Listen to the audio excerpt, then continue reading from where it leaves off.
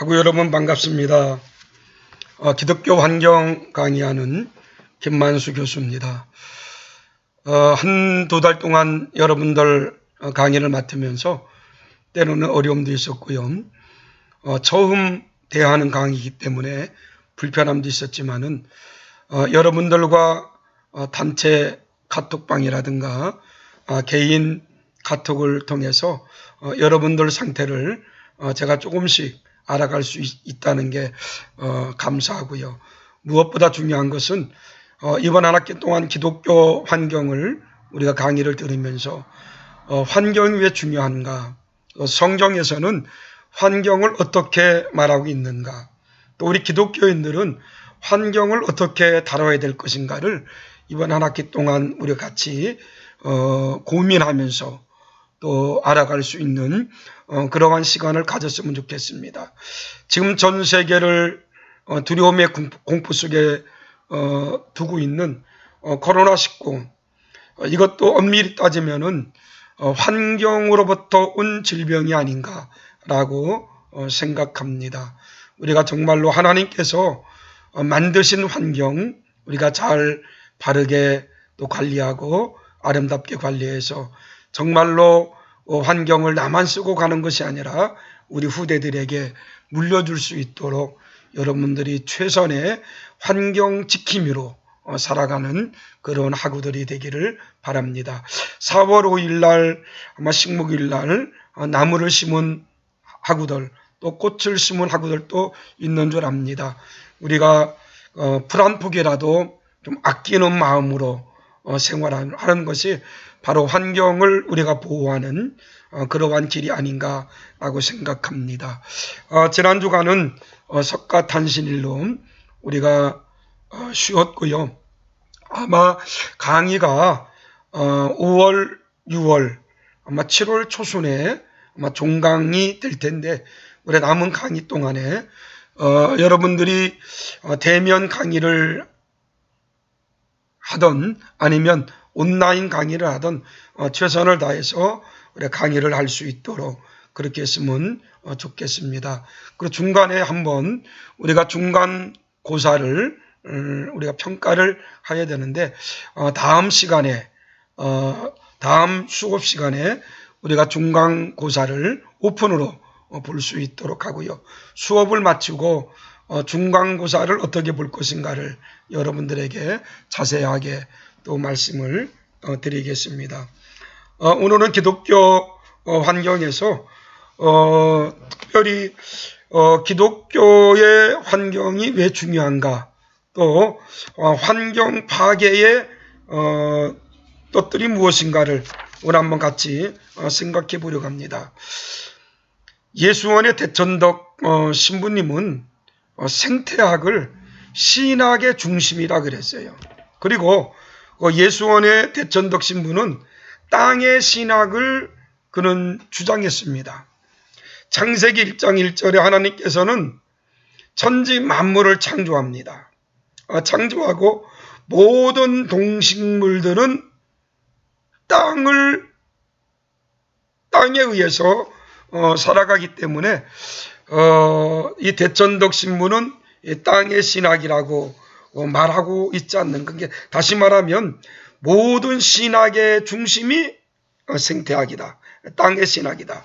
아마 이분은 아무래도 흙과 더불어 살았던 그러한 분이기 때문에 아마 다른 사람보다 땅에 관해서 더 많은 애착과 관심이 있었기 때문에 땅의 신학이라고 아마 말을 했던 것 같습니다. 우리가 살아가면서 꼭 필요한 것이 흙 필요합니다. 그 다음에 물 굉장히 필요하지요. 공기, 이 세 가지는 우리가 살아가면서 없어서는 안 될 아주 귀한 것들이에요. 여러분들 우리 인간은 어머니 뱃속에서부터 양수에서 왔습니다. 이게 물과 뗄 수 없는 그러한 관계를 맺고 있어요. 그리고 우리가 하루에 평균 2리터 정도의 물을 마시는 사람이 건강하다고 하고요. 하루에 저와 여러분들이 쓰는 물량이 약 300리터 정도 우리가 물을 쓴다고 합니다. 그러니까 물과 인간은 뗄래야 뗄 수 없는 그러한 관계가 아닌가. 두 번째는 공기. 얼마나 중요합니까? 아마 여러분들 지금 여러분들 주변에 있는 공기의 그 감사함을 우리가 모르고 살 때가 많아요. 왜 그렇습니까? 뭐 의례껏 우리 주변에 있는 것이기 때문에 모르고 살 때가 많은데, 사실 여러분들 이 공기가 오염되고 있다는 것을 우리는 좀 가슴 아프게 생각해야 됩니다. 마음껏 숨을 쉴 수 없는 그러한 생활한다는 거 참 어렵잖아요. 공기 중요합니다. 그 다음에 흙, 굉장히 중요하지요. 동식물들이 흙을 밟지 않고 흙 속에 살지 않으면 살 수 없습니다. 특별히 우리 인간들은 흙에서 하나님 만드셨어요. 제가 여러분들에게 창조론과 진화론을 얘기할 때 창조론을 말하면서 직접 창조와 간접 창조가 있다 그랬어요. 직접 창조는 하나님께서 아무것도 없는 상태에서 무언가 만드신 것, 다시 말하면 무에서 무언가를 만드신 것을 우리가 직접 창조 발하라 그랬습니다. 그 다음에 간접 창조는 하나님이 이미 만들어 놓으신 걸 가지고 또 만들었어요. 다시 말하면 하나님이 흙을 만드시고 그 흙을 가지고 사람을 만들었다. 그러니까 사람은 간접 창조, 그걸 우리가 아사라고 말했습니다. 이미 만든 거, 유에서 유를 창조한 거, 그걸 아사 그러는데, 하나님께서는 우리 인간들을 흙으로 만들었기 때문에 흙이 병들면 우리 인간들은 병듭니다. 그런데 지금 흙이 많이 오염됐다는 거예요. 전 세계 어디 가든지 간에 흙이라는 건 있습니다. 그런데 이 흙들이 오염되다 보니까 우리 인간에게 말할 수 없는 그러한 질병들이 왔다는 것을 제가 여러분들에게 강의를 하면서 수없이 아마 강조를 했을 겁니다. 그래서 예수원 대천덕 신부는 생태학이 신학의 중심이다. 제가 여러분들 첫 시간에 신학의 분류를 말했지만은 많은 신학 가운데 생태학이 신학의 중심이 되어야 된다라고 말하면서 대천덕 신부는 땅의 신학을 말했다는 거지요. 땅이 그만큼 중요하다는 겁니다. 우리가 이 시대를 일컬어서 전환의 시대라고 말합니다. 전환의 시대라고 말하면서 모던의 시기는 모든 것들이 다양화되어 가고 있다. 지금 우리가 살고 있는 이 시대는 다양성이 만연한 그러한 시대에 우리들은 살아가고 있습니다. 다시 말하면 모던의 시기에서 모든 것들이 다양화되어 가고 있는 포스트 모던, 이러한 시대에 우리들은 살아가고 있는데, 이러한 전환기의 시대, 저와 여러분들이 살아가고 있습니다. 이런 전환기 문제와 관련하여 지금 우리가 직면하고 있는 문제 가운데 하나는 환경오염과 생태계의 파괴 현상입니다. 지금 얼마나 많은 환경들이 오염되어 있는지 모릅니다. 그리고 생태계가 얼마나 많이 파괴되고 있는지 몰라요. 그래서 오늘날 생태계의 파괴와 함께 생존 위기에 저와 여러분들은 살아가고 있습니다. 인류가 자신뿐만 아니라 미래 시대의 지속성 자체를 위협하는 상황을 만들면서 생존의 문제에 직면하고 있다는 것을 우리는 피부로 느끼고 있다는 거지요. 이 가운데 특히 우리 인류의 가장 시급한 문제로 대두되고 있는 환경 문제는 기존의 제도나 틀에서 해결할 수 없는 급박한 상황이라는 점에서 오늘날 위기를 한마디로 생태학적 위기라고, 이런 전환의 시대에 저와 여러분들이 살고 있다라고 우리는 보고 있다는 거지요. 존 나이스비트는 우리는 지금 지식정보화 시대를 맞이하여 세계적인 번영의 황금기인 새로운 천년으로 진입하려고 있다라고 말하고 있습니다. 사실 우리가 지금 어떤 환경의 이 시대에서 지식 정보화 시대로 우리는 들어가고 있습니다. 말할 수 없는 그러한 그 지식 정보가 눈만 뜨고 나면 우리 주변에 얼마나 많이 있는지 모릅니다. 이러한 환경위기에 게하트 캐스퍼는 희귀종의 생명체들의 급속한 소멸, 다시 말하면은 우리가 지금 살고 있는 이 시대에 정보화 시대로 가다 보니까 그 많은 그 환경들이 파괴되고 있다는 거죠. 희귀종의 생명체들의 급속한 소멸, 그리고 이미 정복되었던 질병들의 재등장, 그리고 폭증하는 인구 증가로 인하여서 인간의 삶 자체가 위협받고 있는 것이 지금 우리가 살고 있는 이 시대입니다. 그러니까 다시 말하면 게하트 캐스퍼는 지금 세상이 점점 정보화 시대로 맞춰가면서 많은 환경들이 많이 파괴됐다는 거지요. 오늘 공부할 것이 바로 이러한 것들이 중점이 되고 있는데, 희귀종의 생명체들이 급속히 소멸되고요. 이미 정복되었던 질병들의 재등장, 바이러스 같은 거, 우리가 바이러스를 하나 정복하면은 신종 바이러스, 쉽게 말하면 요즘 우리가 지금 어려움 당하고 있는 코로나 이 바이러스 19, 이것도 우리가 이제는 정복하면은 다른 바이러스가 또 나온다는 거죠.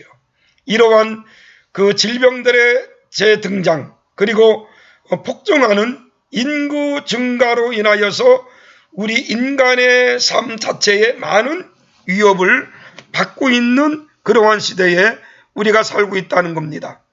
오늘날 환경 파괴와 생태계 위기를 보면요, 지구의 온난화, 점점 지구가 더워지고 있잖아요. 온난화되고 있습니다. 왜 온난화되는 이유 중에 하나가 뭡니까? 오존층 파괴입니다. 우리가 오존층이 파괴됨으로 점점 지구는 뜨거워지고 있어요. 오존층, 브레온 가스도 우리가 많이 지금 움직이고 있는 자동차, 이런 걸로 인해서 오존층이 파괴되고, 또 사막화로 인한 경작지 감소, 점점 지구가 온난화되면서 땅이 사막화가 된다는 거지요. 땅이 사막화가 되다 보니까 모든 경작지가 감소됩니다. 그래서 먹고 사는 문제가 매우 어려운 그러한 시대에 우리는 살고 있다. 그 다음 산성비 증가. 지금 많은 비들이 내리지만 그 많은 비들이 대부분 산성비로 내리고 있다는 거지요. 그 다음에 화학물질의 피해. 화학물질로 인해서 땅을 우리가 또 안식년 제도를 준다든가 땅을 쉬게 해야 되는데, 땅을 쉬게 하지 못하고 거기다 화학비료를 주면서 농사를 짓고 있는 것들이 지금 우리가 살고 있는 현실이라는 겁니다. 여러분, 성경에는 제가 지난 시간에 강의할 때도 안식년 제도가 분명히 있다 그랬어요.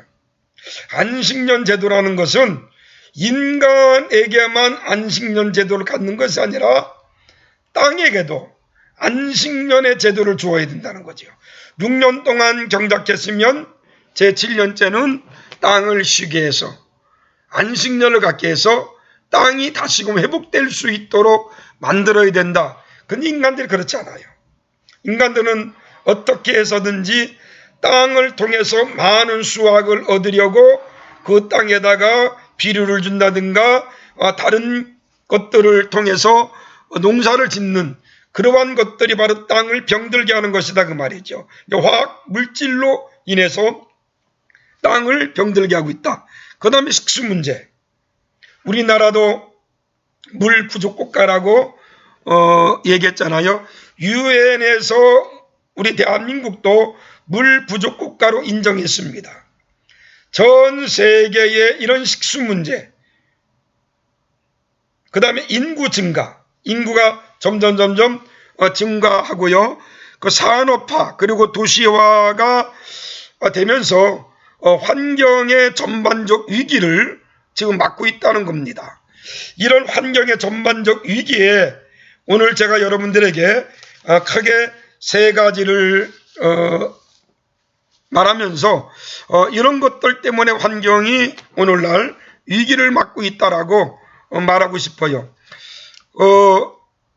엘빈 도플러 미래학자는 이 세계야말로 역사적 변화와 근본적인 변천을 요구하고 있는 역사의 경첩 시기라고 말하고 있습니다.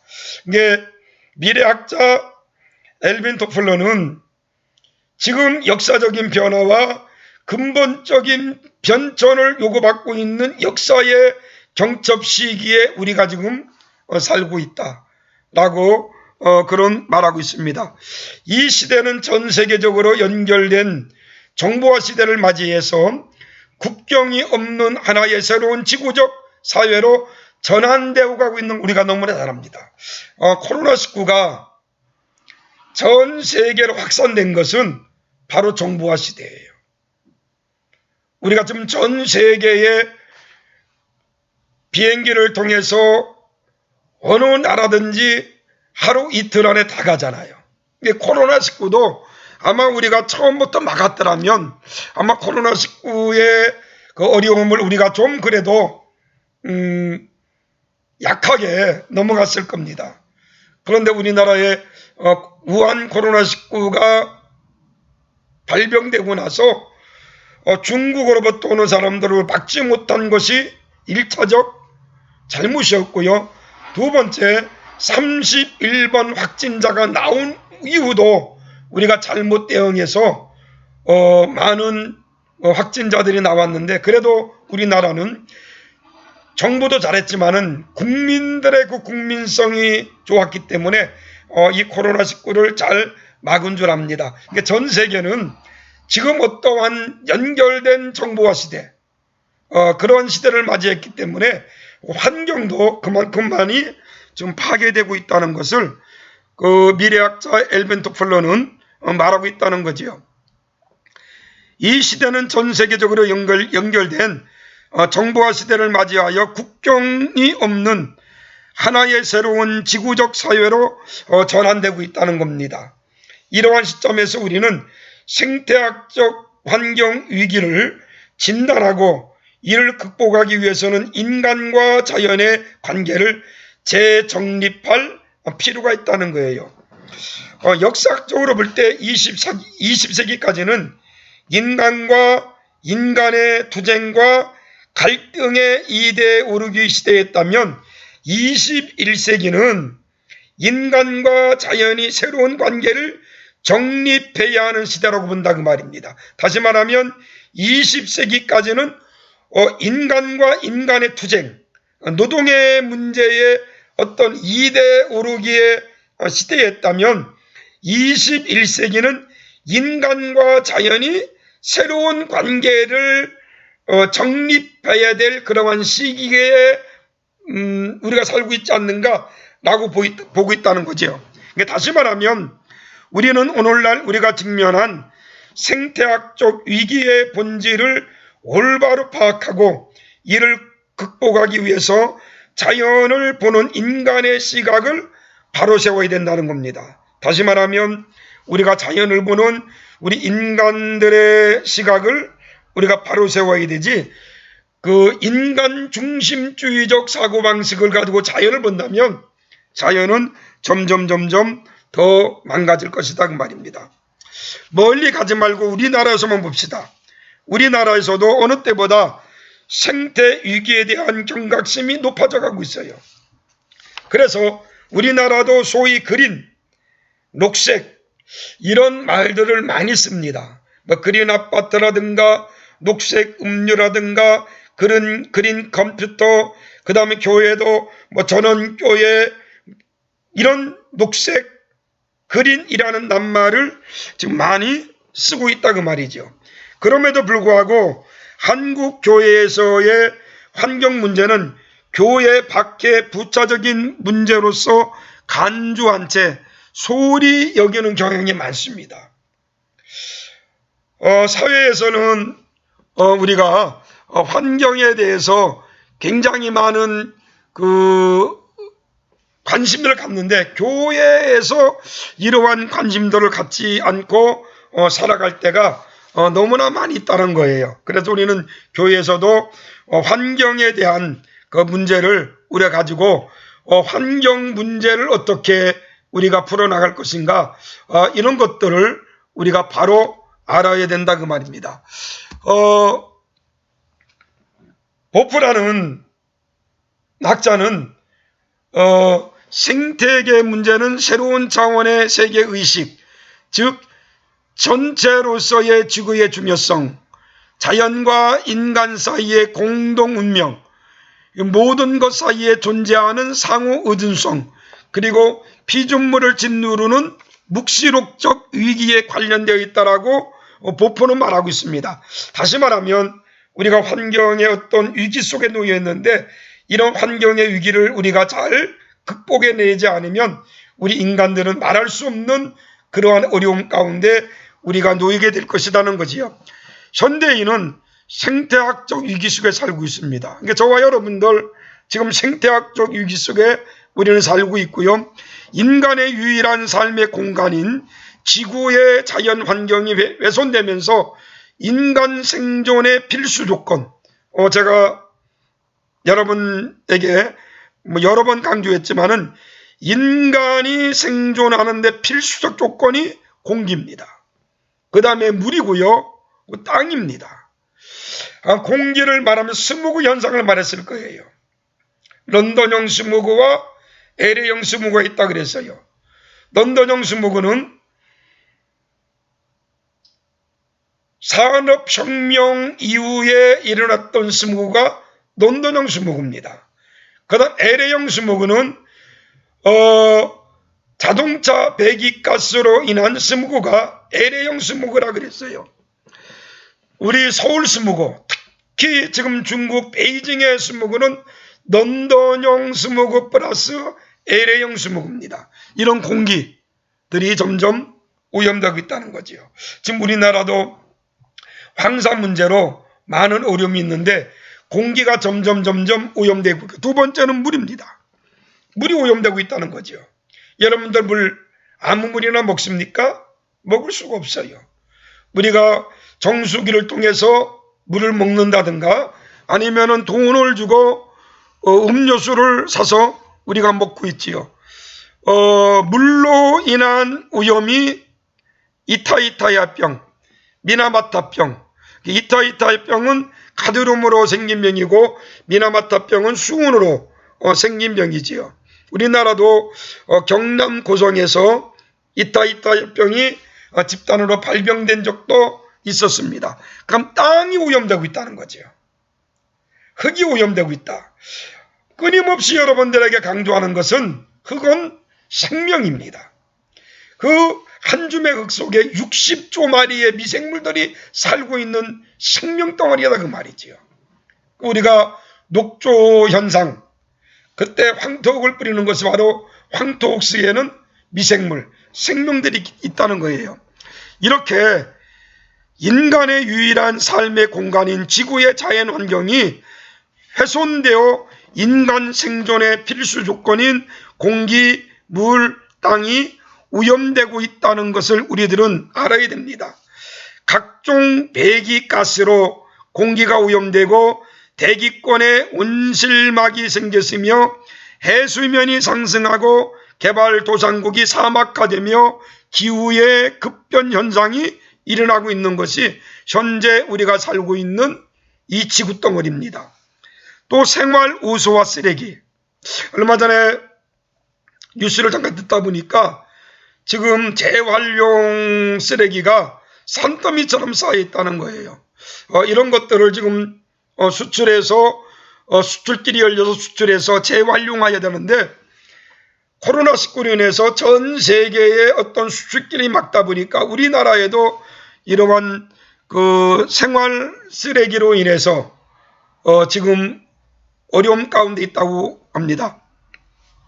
생활 오수와 쓰레기, 산업 폐수와 폐기물, 또 농약의 남용 등으로 땅과 물이 오염되고 있으며, 또한 폭발적인 인구 증가로 인해서 자원의 고갈, 또 핵의 공포와 위협, 이런 것들이 인간의 생존권을 위협하는 현상이 그 수를 헤아릴 수 없을 정도로 많이 나타나고 있다는 거예요.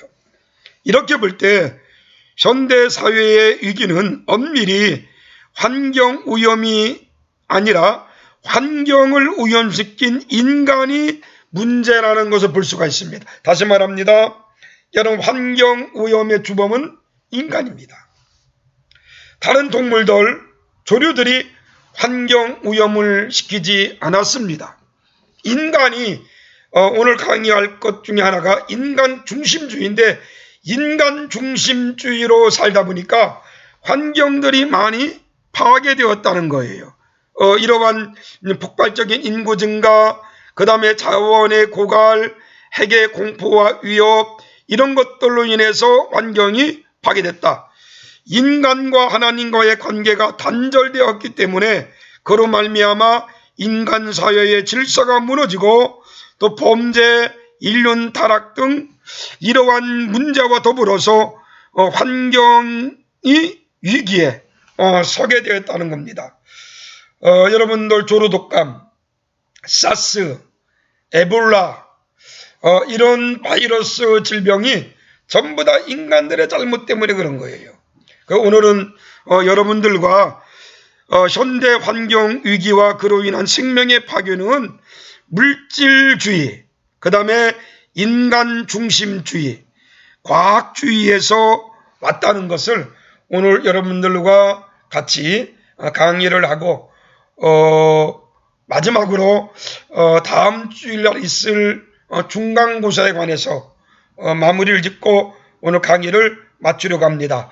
조금 쉬었다가 세 가지, 물질주의, 그 다음에 인간 중심주의, 과학주의가 환경을 어떻게 파괴했는가를 생각해 보겠습니다. 잠시 쉬고 강의할 수 있도록 그렇게 하겠습니다.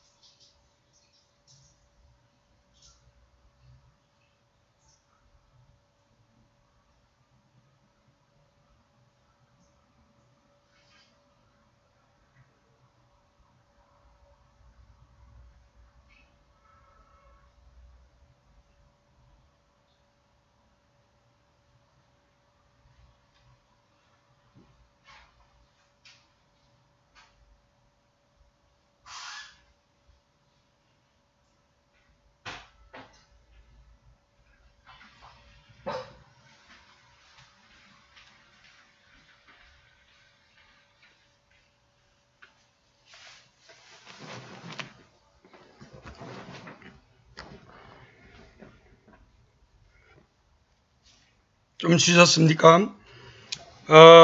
이어서 현대 환경 위기와 그로 인한 생명 파괴는 물질주의, 그 다음에 인간 중심주의, 과학주의에서 찾아볼 수가 있는데, 먼저 물질주의를 보면 현대사회를 여러 가지로 말하고 있지만은 단순화된 어떤 물질주의 혹은 돈에 빠져 있다고 우리가 볼 수, 다시 말하면 돈만 있으면 모든 것이 다 된다는 생각, 이런 생각 때문에 환경이 많이 파괴되었다는 거죠.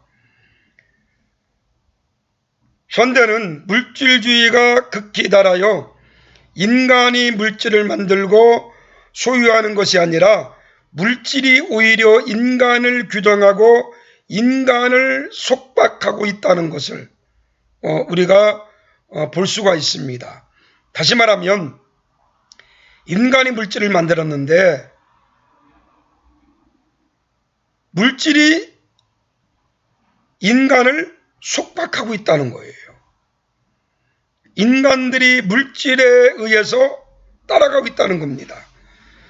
사람들은 물질을 소비하며 자아를 실현한다고 착각 속에 살아가고 있다는 거지요.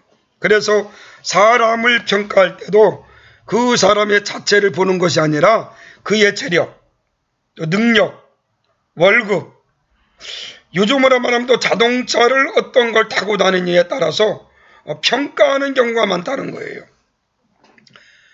제가 충남 홍성에서 목회할 때입니다.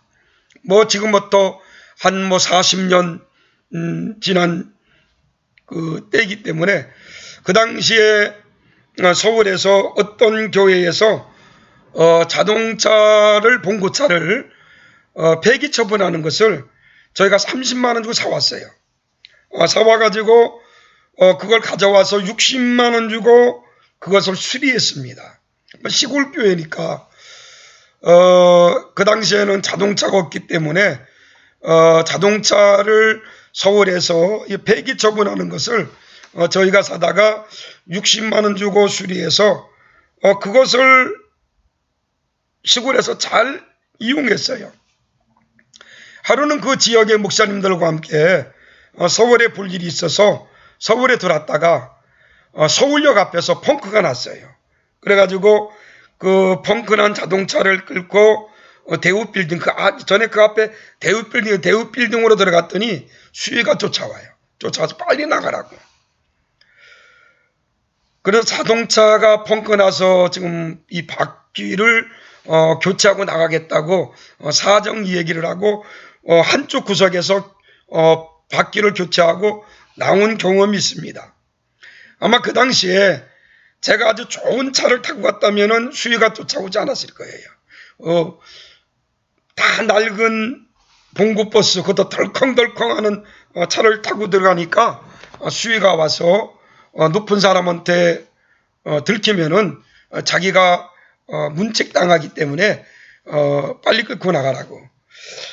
사람들을 평가할 때 우리는 그 사람의 재력, 그 다음에 능력, 월급, 자동차 이런 것들을 평가한다는 거지. 이게 다 뭡니까? 물질주의입니다. 이러한 물질주의는 개인이나 작은 사회에서만 아니라 국가나 국가사회에서도 이런 물질주의가 있다는 겁니다. 예를 들어서 아마 여러분들이 외국에 나갔을 때 우리나라보다 선진국에 가면 왠지 모르게 주눅되는 경우가 있습니다. 그런데 우리나라보다 못 사는 나라, 후진국에 가면 어딘지 모르게 어깨에 힘이 들어가요.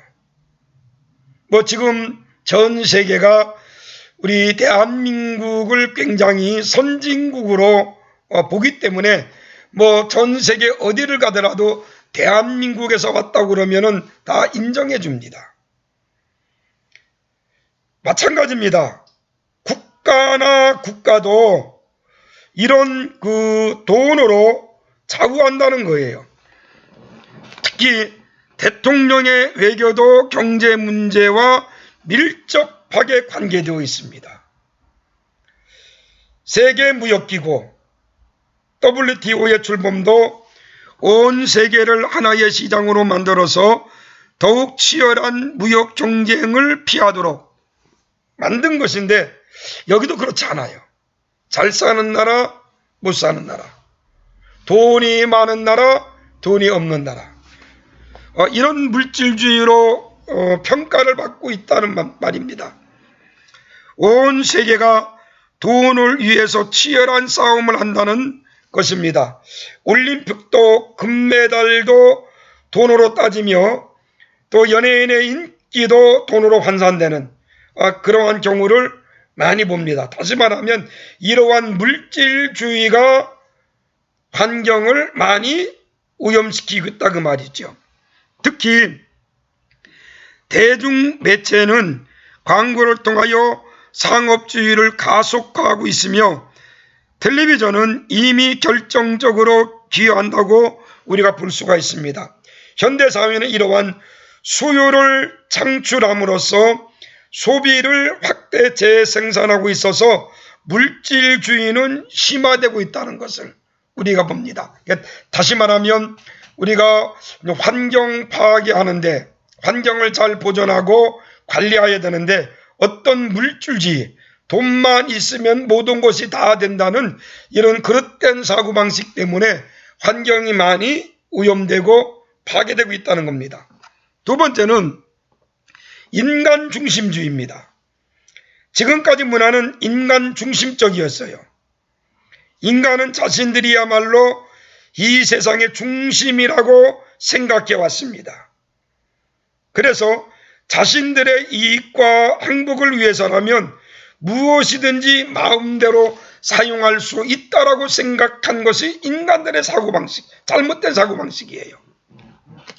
이러한 인간 중심주의적 사고방식이야말로 모든 문제의 원인이라고 봅니다. 다시 말합니다. 인간 중심주의 철학자들의 사고방식 가운데 환경 파괴의 주범은 아니지만 그들의 어떤 철학적 사고방식이 환경 파괴에 많은 영향을 주었던 사람이 우리가 데카르트의 이원론입니다. 데카르트의 이원론은 이분법적 사고지요. 물질과 정신, 영혼과 육체, 자연과 인간, 이러한 잘못된 사고방식 때문에 인간 중심주의, 다시 말하면 물질과 정신에서는 정신이 심있지요. 영혼과 육체, 자연과 인간, 이러한 관계, 이분법적 사고방식이 바로 인간 중심적인 생태학 파괴의 어떤 원인을 제공해 주었다는 겁니다. 나는 소유한다. 그러므로 나는 존재한다. 모든 소유와 지배는 나에게 있다는 거지요. 나에게. 인간에게 있다는 겁니다. 인간이 중심이 되었다는 거죠. 이러한 데카르트의 이원론과의 반대로 생태학에 있어서 슈바이처는 모든 생명은 하나님이 지셨고 하나님의 피조물이라고 말합니다. 그래서 생명의 근원은 하나님이다 라고 보는 거죠. 이게 피조물은 모두 동등하다 이렇게 본 게 슈바이처예요. 데카르트의 이원론적 사고방식과 슈바이처의 생각은 생태학에 있어서는 극과 극이라는 거죠.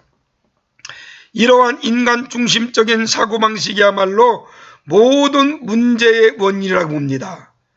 인간을 위해서 모든 자연 만물이 존재하는 것이 아니고 인간의 생존만이 아니라 쾌락을 위해서 어떤 자연 파괴나 자원 소비도 정당화되었다라고 보는 그 잘못된 사고방식, 이러한 사고방식 때문에 인간 중심주의적 사고방식 때문에 환경이 파괴됐다는 겁니다.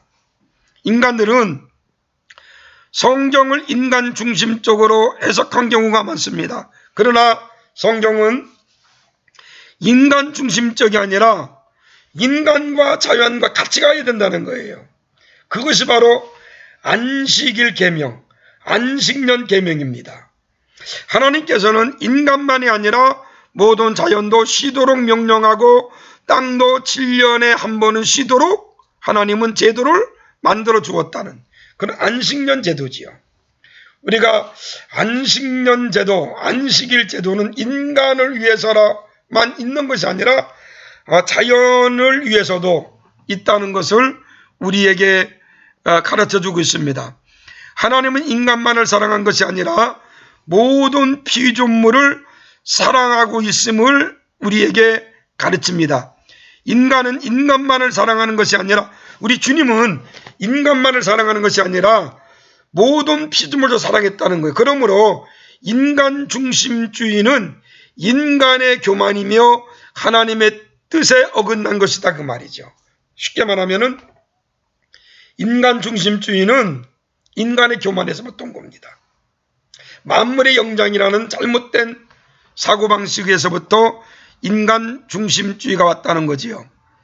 대부분 생태학자들은 인간의 비극적인 결정은 인간 중심주의적인 사고에서 왔다라고 많은 생태학자들은 말하고 있습니다.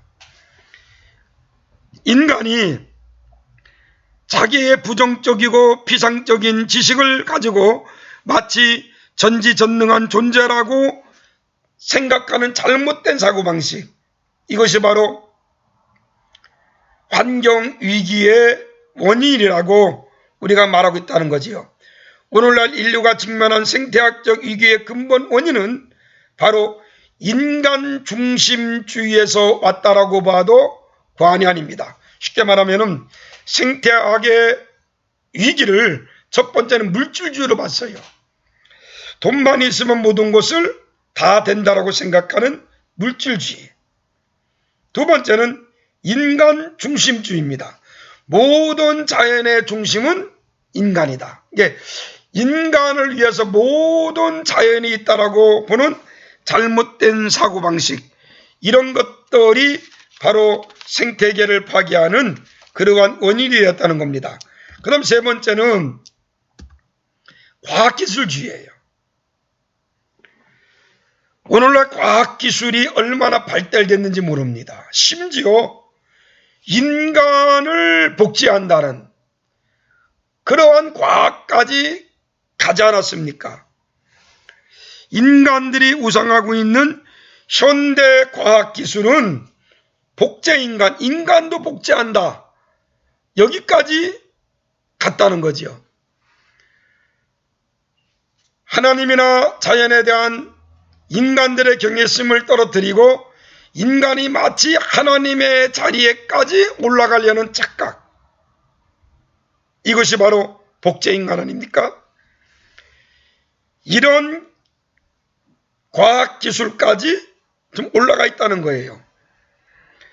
유전공학, 첨단의학기술, 첨단 정보 시스템은 인류의 미래를 책임질 것처럼 환상을 심어주고 있으나 이것들은 또 다른 사회적, 윤리적 문제들을 야기시켜 인간의 미래를 더욱 불안하게 만든다는 겁니다. 요즘 유전공학 중요합니다.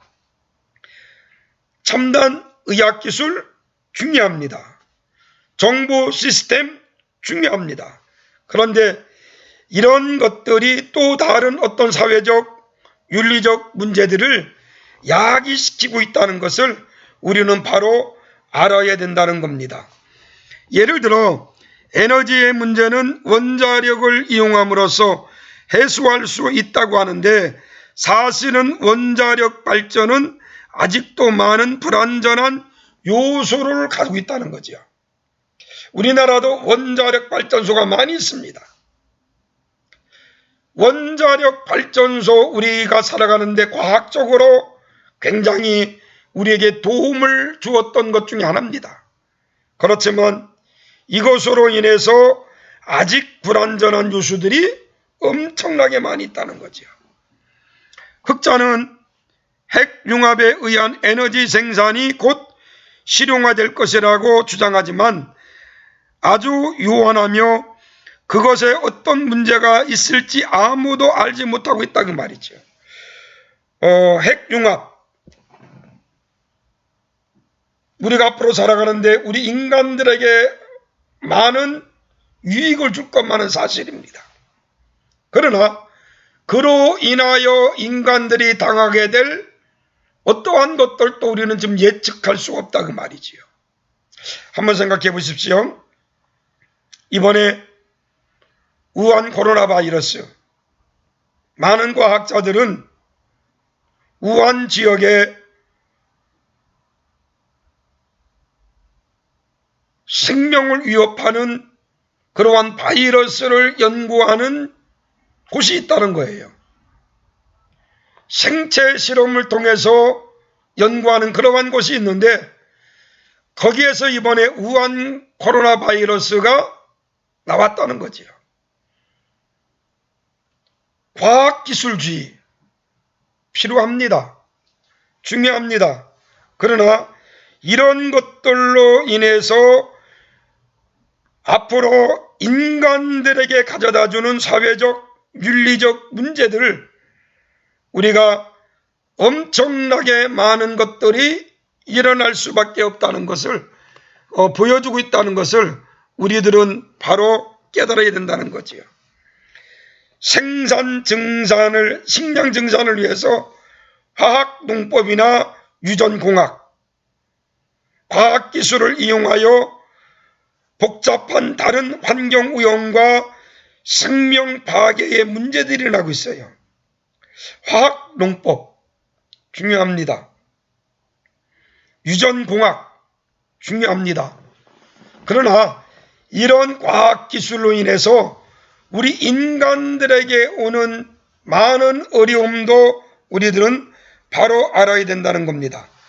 과학기술로 이러한 문제를 해결하라고 할수록 문제는 더 미궁에 빠져들게 될 것입니다. 오직 하나님께로만 돌아가는 것이 우리 인간들이 마지막 살아가는데 큰 도움이 되지 않을까 생각하고요. 오늘 여러분들과 생각해 본 것은 환경 파괴의 가장 큰 것 중에 하나가 물질주의, 그 다음에 인간 중심주의, 그리고 과학 기술주의가 환경을 파괴하는데 많은 것들을 제공했다 그 말입니다. 다시 말합니다. 돈만 있으면 모든 것이 다 된다는 물질주의죠. 그 다음에 모든 자연의 중심은 인간이다. 데카르트의 이분법적 사고방식 가지고 인간 중심주의가 환경을 파괴했다. 그리고 세 번째는 과학기술입니다. 과학이 점점 발달되면서 환경이 파괴되었다는 것을 우리는 바로 알아야 되고요. 과학이 발달된 만큼 환경이나 자연에 어떤 악영향을 주지 않는 그러한 것들이 동시에 이루어져야 될 것을 말씀을 드립니다. 많은 사람들은 현대사회의 위기의 핵심이 될 에너지, 식량, 환경의 문제를 과학기술로 해결할 수 있다라고 보고 그렇게 믿고 있는데 우리들은 정말로 자연과 인간이 공존하는, 같이 가는 그러한 기술이 발달되어야 될 것을 여러분들에게 마지막으로 강의를 하고요. 환경을 우리가 바로 좀 지키고 바로 세워나갈 수 있도록 그렇게 해주시면 감사하겠습니다. 수고하셨습니다. 다음 주일 5월 14일입니다. 5월 14일은 우리 수업 시간에 중간고사를 치르겠습니다. 중간고사는 오픈 테스트입니다. 여러분들이 환경에 관계된 책들은 다 봐도 괜찮아요. 제가 다음 주일날 아침에 여러분들에게 단체 카톡방을 통해서 문제를 낼 겁니다. 문제를 내면 여러분들이 단체 카톡방을 통해서 문제를 보고 그 다음에 여러분들 그 학교 홈페이지 푸시를 통해서 제가 또 문제를 제공할 텐데 문제를 보고 우리가 수업 9시부터 3학점이니까 9시부터 여러분들이 시험을 치르고요. 그 답안지는 여러분들이 컴퓨터로 작성해서 제 메일로 보내주시면 제가 그걸 보고 여러분들 평가할 수 있도록 그렇게 하겠습니다. 아무래도 대면 수업을 하면은 학교에서 시험을 치르기 때문에 별 어려움이 없을 텐데 우리가 온라인으로 시험을 치르기 때문에 여러분들이 가능하면 다음 시간에 우리 수업 시간 동안에 시험을 잘 치러서 제 메일로 보내주시면은 제가 그것을 여러분들 보고 여러분들이 불이득 당하지 않도록 그렇게 하겠습니다. 그리고 온라인 수업하기 때문에 여러분들이 그 수업 시간 내에 내지 않으면 감점을 주겠습니다. 그러니까 다음 5월 14일 날 9시부터 제가 9시 정각에 여러분들에게 문제를 한 문제만 내겠습니다. 논하라는 문제로 낼 테니까 여러분들이 서술해서 저한테 메일로 보내주시던가 아니면 개인톡으로 보내주시면 제가 그것을 보고 여러분들을 평가할 수 있도록 그렇게 하겠습니다. 그리고 강의를 듣다가 혹시 궁금사항이 있다든가 질문사항이 있으면 언제든지 메일로 보내든가 아니면 제 개인톡으로 보내주시면은 제가 여러분들에게 제가 알고 있는 범위 내에서 답변을 해드리겠습니다. 그리고 학교에서 언제까지 온라인 수업을 하게 할지는 모르겠지만은 하여튼 대면 수업이 진행된다면은 여러분들과 남은 시간 또 아름답게 수업을 할 수 있도록 그렇게 하고요. 가능하면은 여러분들이 1시간 제가 강의를 하는데 1시간 동안 가능하면 수업을 좀 듣고 또 모르는 거 있으면은 질문도 하고 제가 오늘 강의한 원고도 여러분들에게 보내드리겠습니다. 보내드릴 테니까 여러분들이 좀 보고 대면 수업을 한다면 제가 만든 책을 한 권씩 여러분들에게 주고 그 책으로 수업을 좀 하려고 했는데 대면 수업이 되지 않기 때문에 온라인 수업이기 때문에 제가 원고를 여러분들 단체 카톡방에 올려놓을 테니까 여러분들이 그것을 카피해서 한번 볼 수 있도록 그렇게 해주시면 감사하겠습니다. 고맙고요. 감사하고요. 하여튼 무엇보다 건강 잘 챙기시기 바랍니다. 나는 젊기 때문에 괜찮다. 그건 잘못된 사고방식 같아요.